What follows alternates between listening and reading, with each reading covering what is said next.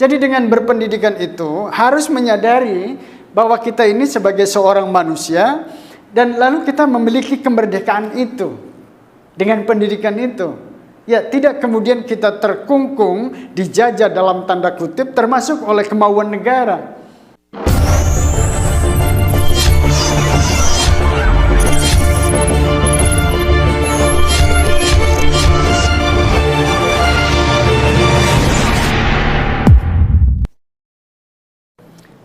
Assalamualaikum warahmatullahi wabarakatuh. Baik, kajian kita akan coba lanjutkan. Kita masih bicara persoalan pendidikan.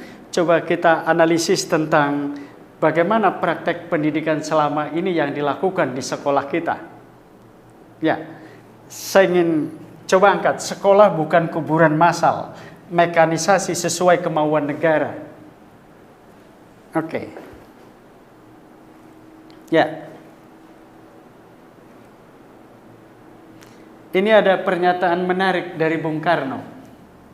Ya, proklamator bangsa kita ini. Dekadensi akal pikiran merupakan bencana batin yang paling besar bagi bangsa.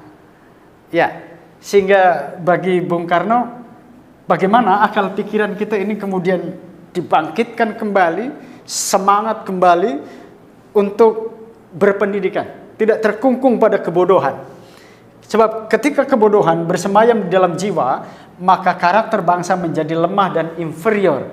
Kita tidak merasa sejajar, bahkan lebih dibandingkan dengan bangsa-bangsa yang lain. Ini pernyataan Bung Karno. Para pemimpin dan masyarakatnya sukar mengerti posisi dan situasi dirinya, sehingga kemakmuran alam yang ada akan dengan mudah dirampas dan sulit diraih kembali.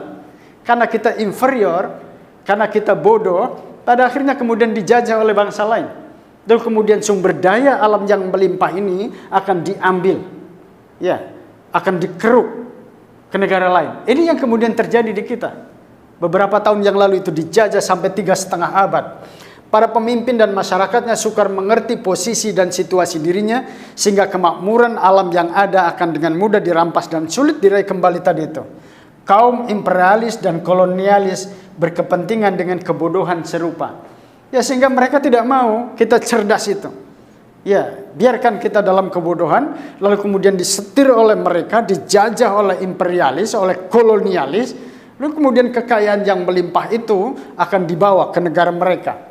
Ini wanti-wanti Bung Karno ya, sehingga jangan lagi terjadi dekadensi akal pikiran kita. Nah, sekarang coba kita lihat apa itu makna pendidikan.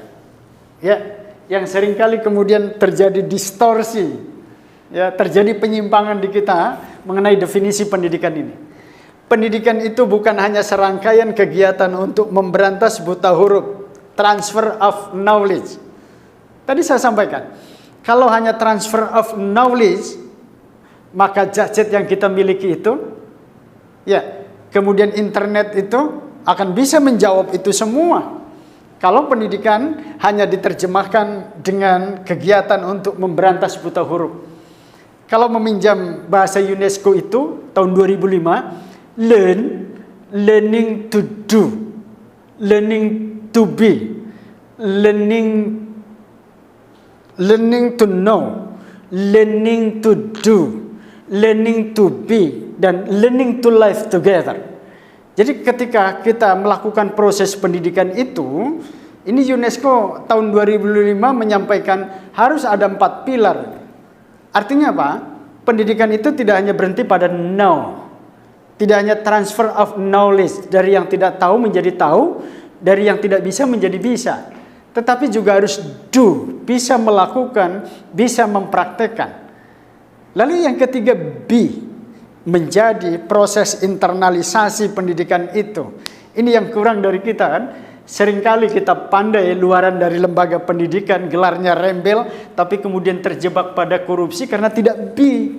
Nilai-nilai yang diajarkan, terutama pendidikan moral, pendidikan karakter itu tidak to be, tidak menjadi, tidak menginternal, mendarah daging pada kita. Lalu kemudian yang keempat, learning to live together. Kita bisa hidup berdampingan dengan mereka, dengan teman-teman kita, walaupun kemudian berpandangannya berbeda dengan kita. Ya, sepanjang itu memasuki wilayah interpretasi. Ya, sehingga kita tidak ingin berhenti pada transfer of knowledge. Pendidikan sejatinya adalah gerakan untuk memberantas penyakit batin berupa akal pikiran yang bengkok dan kerdil, kemauan yang lemah terkulai. Jadi ada semacam kemauan dari proses pendidikan itu untuk kalau bahasa sekarang itu di kurikulum itu high order thinking skill. Ya, berpikir tingkat tinggi. Maka bahasanya adalah di kurikulum kita itu ada 4C itu. Critical thinking, berpikir kritis, lalu kemudian komunikatif, ya, lalu kreatif dan kolaboratif. Itu saya kira harus dilakukan dalam sebuah proses pendidikan. Ia adalah proses penyadaran tentang harkat diri sebagai manusia dan pembentukan mindset sebagai bangsa yang merdeka. Jadi dengan berpendidikan itu harus menyadari bahwa kita ini sebagai seorang manusia dan lalu kita memiliki kemerdekaan itu. Dengan pendidikan itu, ya, tidak kemudian kita terkungkung, dijajah dalam tanda kutip, termasuk oleh kemauan negara.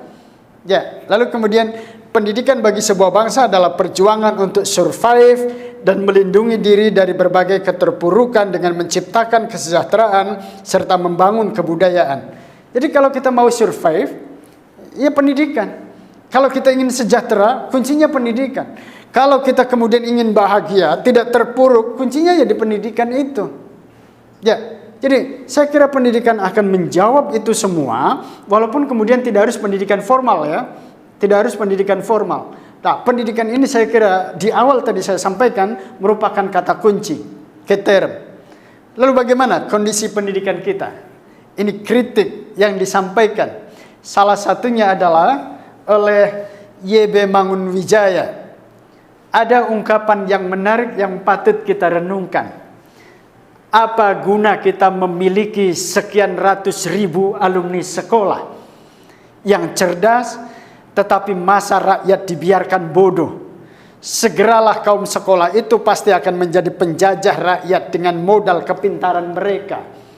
Kalau hanya mengandalkan kepintaran, lalu dengan kepintarannya, kepandaiannya, membodohi rakyatnya, saya kira ini sesuatu hal yang harus dikritik dari lembaga pendidikan kita, karena menghilangkan moral di situ. Atau ungkapan Hadi Purnomo dalam buku Problem Pendidikan yang masih doktrinal. Guru bicara, murid menulis. Guru tahu segalanya, murid tidak tahu apa-apa. Guru mengatur, murid diatur. Guru menghukum, murid dihukum. Dosen membaca, mahasiswa mencatat. Dosen bertanya tentang bacaannya, mahasiswa menjawab dengan catatannya. Dosen diam, mahasiswa tidur. Dosen absen, mahasiswa pulang. Dosen pulang, mahasiswa berkelahi dengan aparat, mabuk, aborsi, lalu ekstasi. Ini problem. Bagaimana proses pendidikan kita ini masih sangat doktrinal. Tidak ada atau belum kemudian semuanya membuat pendekatan yang sangat variatif yang kemudian membuat siswa dan mahasiswa kita ini akan lebih kreatif, memerdekakan mereka. Ya, ini hasil pendidikannya kalau apa yang dibangun seperti tadi itu akan seperti ini. Ya, sangat mengecewakan. Pendidikan itu tidak sama dengan sekolahan, tidak sama.